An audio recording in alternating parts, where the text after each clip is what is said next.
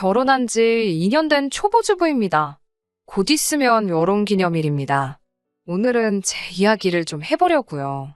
제가 왜 축복해야 할 결혼기념일을 앞두고 이혼을 하게 되었는지에 대해서 말입니다. 신랑과는 소개로 만났고 반년에 결혼까지 하게 되었습니다. 서로 홍기가 차있던지라 후다닥 식을 올리고 말았네요. 연애로 만나는 동안 참 선한 사람이었고 결혼을 결정할 만큼 아무런 문제가 없게 보였습니다. 그 뒤로도 같이 신혼집을 꾸리고 결혼 생활을 이어오면서도 아무런 문제가 없었지요. 배려심 강하고 성실하기까지 해서 회사에서도 인정받는 사람이던 남편은 누가 봐도 1등 신랑감의 모습에 한없이 가까운 사람이었죠. 이렇게 인간미가 떨어지는 사람일 거라고는 상상도 할 수가 없었어요. 아니, 몰랐다고 하는 게 더 맞을 것 같아요. 신랑을 포함한 시댁 식구들의 진짜 모습을 결혼하기 전에 알았다면 하는 후회가 드네요. 저에게는 안 좋은 기억입니다. 작년 10월경 해외로 유학을 가 공부를 하고 있던 남동생이 교통사고로 세상을 떠나면서 생기게 된 일이거든요. 저의 남동생은 저와도 나이 터울이 많아 나는 터라 저도 애지중지 이뻐했고 늦게 찾아온 막내이다 보니 온 가족의 사랑을 받으며 자란 아이였어요. 곱게 자라서 그런가 제 동생은 원래 못 말릴 정도로 사고뭉치였어요. 남들 공부할 때 놀기만 했으니 대학 문턱은커녕 근처도 가볼 수 없었어요. 하루는 제가 정신 좀 차리고 살라며 타이른 적이 있는데 동생도 나름 고민이 많았더라고요. 집안 형편이 넉넉한 편은 아니라서 동생이 대학을 가려면 학자금 대출을 받아야만 했습니다. 그런데 부모님께서 왜 대출을 받냐고 본인들이 해주시겠다고 하여 그렇게 알고 있었는데 그 나이에 어머니가 어디 취직하실 수 있었겠어요. 결국 동네 마트형 슈퍼마켓에 캐셔로 취직을 하셨어요. 그런데 동생이 우연찮게 진상 손님에게 갑질당하는 어머니를 봤는가 봐요. 그 뒤로부터 엄마 고생시켜가며 모아놓은 그런 돈으로 대학을 가고 싶지 않다고 하더라고요. 저는 철없는 소리 하지 말라고 동생을 나무랐어요. 그렇게 혼자 소갈이하고 아무 말도 안 해봐야 누구 알아주는 사람 하나 없다고요. 그리고 당시에 모아둔 돈 500만 원을 동생한테 줬습니다. 이걸로 일단 공부가 되었든 뭐라도 시작해보라고요. 다행히 동생은 군대 다녀온 뒤로 완전히 정신을 차려서 뒤늦게 공부 시작해서 남들보다 한참 늦었지만 결국 대학교에 들어갈 수 있었고 혼자서 공부를 더 하다가 욕심이 생겼는지 혼자서 유학까지 결정했어요. 온 가족들이 혼자 보내는 게 마음에 걸리긴 했지만 그래도 스스로 저 정도까지 하게 된 모습이 자랑스러워서 모두 응원해줬습니다. 저도 마찬가지였고요. 아무튼 그런 남동생이 학교 공부를 마치고 돌아오는 길에 음주운전으로 과속하는 차량에 치여버리게 되었고 음주운전이다 보니 사고 후 신고도 없었고 그대로 뺑소니를 해버렸다고 합니다. 그래서 인적 드문 밤길에 혼자 쓰러져 있던 남동생은 제대로 된 치료도 받지 못하고 길가에서 사망하게 되었고요. 느닷없는 날벼락의 친정 식구들은 모두 초죽음이 되어버렸지요. 사망 선고를 받은 날로부터 동생의 시신을 인도받는 데까지도 무슨 서류와 절차가 그렇게도 많은지 하루하루 어머니와 아버지가 슬픔과 걱정에 야위어가는 게 눈에 보이더라고요. 저도 그동안 친정 부모님 곁에서 두 분을 지켜드렸고요. 아무튼 공항에서 동생의 시신을 인도받는데 어머니는 그 자리에서 아주 혼절을 해버리고 말았어요. 결혼도 못하고 죽은 동생, 장례도 변변히 치러주지 못하고 어머니께서 자주 다니시는 절에 맡기고 제를 올려주는 것으로 만족해야 했습니다. 그런데 죽은 남동생 앞으로 보험금이며 보상금 같은 게 제법 많이 나왔어요. 미국으로 유학을 가면서 들었던 유학생 보험부터 남동생의 절친이었던 친구가 보험 설계사 일을 시작하면서 들어달라고 부탁했던 생명보험도 있었나 봐요. 엄마는 아직 꿈도 못 펼쳐본 우리 아들 죽은 대가로 받은 돈이라고 생각하면 내 수중에 들어와 있다 한들 쓸 수나 있겠냐고 대성통곡하셨고 아버지도 이게 우리 막내 목숨값이냐고 그것과 바꾼 대가가 이거냐며 같이 울부짖으셨습니다. 저도 저지만 동생 갓난쟁이 시절부터 업어 키우던 우리 큰언니도 자기 자식이 죽은 것만 같다고 펑펑 울고 당장 미국에 따라가서 음주운전한 사람 찾아내서 죽여버리고 자기도 죽겠다고 소리를 빽빽 지르고 아주 난리도 아니었습니다. 유학 떠나기 전에 저희 집에 찾아와서는 자기가 방황하던 때 바로잡아준 저에게 항상 고마움을 느끼고 있다고 자기가 꼭 성공하는 모습 보여주고 싶다고 말하고 귀국할 때마다 우리 아이가 좋아하는 장난감 하나씩 사올 테니 필요한 거 말하라고 하던 모습이 눈에 선해서 저도 눈물밖에 흐르지 않더라고요. 그리고 지난달 중순쯤에 친정엄마가 부르셔서 신랑과 함께 다녀왔습니다. 두 분이서 심각한 표정으로 앉아 계시고 큰언니네 부부까지 도착하자 아버지께서 품에서 통장을 꺼내시면서 이게 막내 보험금이랑 보상금 받은 거라고 하시며 이걸 어떻게 했으면 좋겠냐고 저희들 의견을 듣고 싶어서 불렀다고 하시더라고요. 원한다면 얼마씩 나눠준다고 하시면서요. 큰언니가 먼저 자식들 의견이 뭐가 중요하냐고 친정부모님께 소리를 질렀어요. 가슴 아프고 피눈물 나는 돈이지만 어쨌든 그건 부모님 앞으로 나온 돈 아니겠냐고요. 동생 목숨값이라고 생각하지 마시고 두 분이 원하시는 대로 쓰라고 하더라고요. 저도 언니와 같은 의견이었어요. 아버지, 어머니 원하시는 대로 하란 말씀드렸어요. 저나 언니나 그 돈에서 단돈 10,000원 한 장 건드리고 싶은 마음이 없었습니다. 그리고 우리 집으로 돌아온 그날 저녁, 신랑이 저에게 먼저 입을 열었어요. 저보고 큰언니가 연기력이 대단하다고요. 무슨 소린가 해서 연기력, 무슨 연기력? 하고 대답을 했지요. 그랬더니 온 가족들 앞에서 그 돈에 욕심 없다고 말한 거 있잖아. 나 완전 소름 돋았다니까? 그래도 자기가 거기서 곧바로 자기도 관심 없다고 해줘서 다행이었어. 라고 말하더라고요. 저는 제 귀를 의심하지 않을 수가 없었어요. 남편 말은 저랑 언니가 부모님 앞에서 그 돈에 관심이 없다고 한 게 거짓말이라고 하는 거잖아요. 그래서 그게 무슨 말도 안 되는 소리냐고. 언니나 나나 거짓말한 거 아니고 진짜로 그런 거다.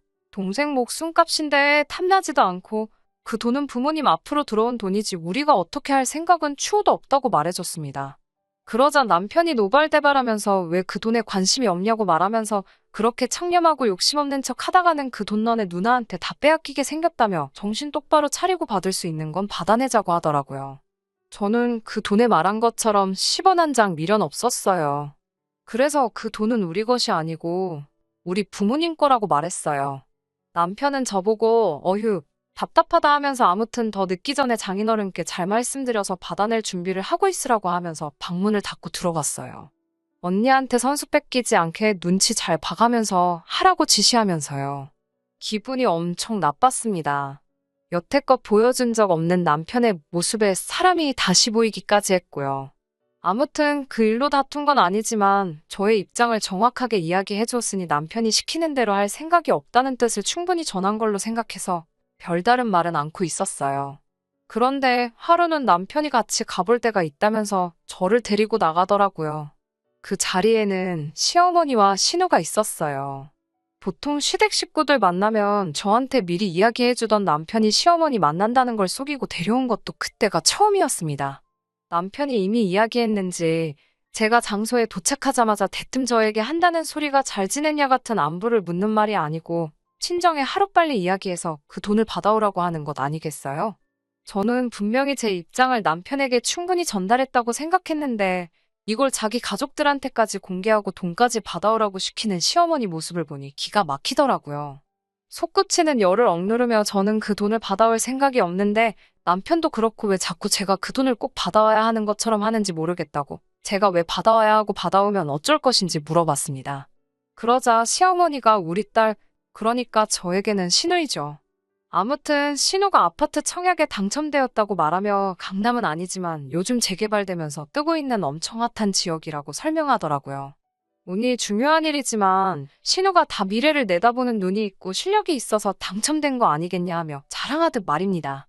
아무튼 그렇다고 그 아파트를 당장 살 돈도 없고 대출도 전부 나오지 않을 것 같아 딱지를 피를 받고 팔아야 하나 고민하고 있는 와중이었는데 제 남동생의 보험금 소식을 들었다고 하시며 아주 난감하던 차에 잘 됐다고 저보고 친정에서 그 돈을 받아와 신우 당첨된 아파트를 사주라고 하는 거 아니겠어요. 신우가 옆에서 잘난 척하면서 거드는데 언니 저도 곧 있으면 결혼 생각해야 하는데 서울에 신축 아파트 한 채 제 이름으로 가지고 있으면 미래 배우자 직업이 바뀐다고 말하며 자기가 돈 많은 남자던 사짜 직업 들어가는 전문직 남자건 나중에 잘 되면 저한테 섭섭치 않게 하지 않겠느냐며 꼭 좀 부탁한다고 보태더군요. 그러니까 그 집을 자기가 시집 갈 때까지 쥐고 있겠다는 건 그 보험금 받아다가 집 사고 팔아서 차액을 남겨서 돌려주겠다는 뜻도 아니잖아요. 그냥 자기 집 사야 되는데 돈 달라고 하는 거나 다름없는 태도에 어이가 없어서 아무 대답도 안 하고 있는데 신우가 제가 반응이 없자 하는 말이 가관이었습니다. 자기가 시집갈 때 원래 저한테 냉장고 아니면 세탁기 중 둘 중에 하나를 받으려고 했는데 그 집사는 돈 도와주면 혼수 선물을 면제해주겠다고요. 아니, 제가 그 돈을 해주던 안 해주던 간에 애초부터 신우 결혼할 때 20만 원 이상 줄 생각이 없었거든요. 왜냐하면 신우가 저희 결혼할 때 백수가 돈이 어딨냐고 3만 원만 냈는데 아직 하지도 않은 결혼에 딱 봐도 상대도 없어 보이는데 뭐 의사니 변호사니 나대는 것도 우습고 저희가 어떤 혼수를 해줘야 되니 정해놓고 있는 게 참 어이가 없더라고요. 그래서 저도 혼수는 제가 번 돈으로 했고 신우도 자기가 벌은 걸로 직접 해야 하는 거 아니냐고 그걸 왜 제가 해주고 면제해주고를 다 아가씨 맘대로 정하냐고 따졌더니 시어머니가 옆에서 거드시더라고요. 그 보험금 받으면 돈도 많을 텐데 그거 해주는 게 아깝냐면서 여유 있는 사람이 도와주고 도움받은 사람은 앉아서 큰돈 벌고 서로 윈윈하는 거 아니겠냐며 돕고 살을 수 있기 때문에 가족인 게 아니냐 하고 저를 가르치려고 하시더라고요.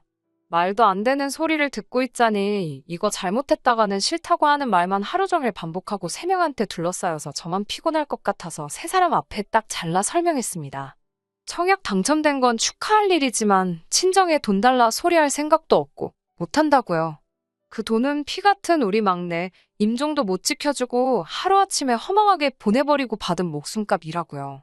이토록 자세히 알고 계신 거 보니 이미 남편이 시댁 식구들한테 보험금의 존재를 말했다는 건 의심할 가치도 없는 일이었습니다.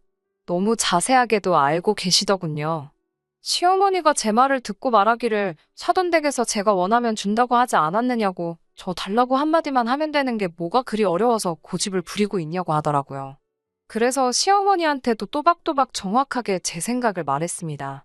그러니까 지금 제 동생 죽어서 나온 보험금 우리 부모님 가슴 아파서 받은 돈 그대로 10원 하나 쓰지 않고 두고만 있는 동생 목숨값을 내 시누이 아파트 청약 당첨된 집 사줘야 한다고 우리 부모님한테 받아내라고 하시는 말씀이신가요?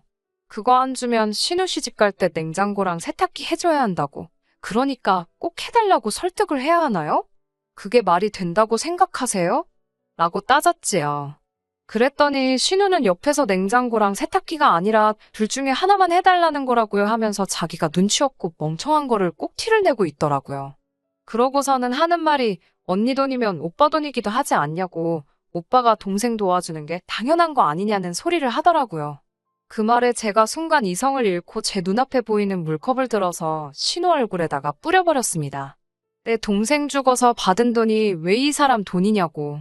애초에 우리 부모님 앞으로 나온 돈이고 오빠가 동생 도와주는 게 당연한 거면 이제 흔적도 없는 동생이 남기고 간 돈을 누나인 내가 어떻게 받고 어떻게 쓰겠냐고 했죠. 물에 빠진 생쥐꼴이 된 신우는 잔뜩 쫄아서 아무 말도 못하고 있고 시어머니는 자기 딸이 물벼락을 맞으니 저에게 화는 내고 싶은데 또 저한테 화냈다가는 그 돈을 못 받을 거라고 생각했는지 씩씩거리면서 참는 게 전부 티가 나더라고요. 더 말해봤자 당장에 제 고집 꺾지 못할 거 눈치챘는지 아무튼 남편하고 저희 부모님하고도 잘 상의해보라고 말하고는 신우 데리고 돌아가시더군요. 두 사람 돌아가자마자 신랑은 얼굴이 시뻘개져서는 자기 엄마한테 대하는 태도가 그게 뭐며 지 동생한테 물은 왜 뿌렸냐고 성질을 내길래 저도 같이 소리 지르며 한판했어요. 좋은 게 좋은 거 아니냐고 자기도 그 돈이 있으면 신우 청약된 집 자기 돈 주고 사주고 싶다고 하더군요. 부동산으로 이익 보는 건 안 봐도 뻔한 일인데 자기 동생 득 보는 게 배가 아파서 그러냐며 저에게 뭐라 하더군요.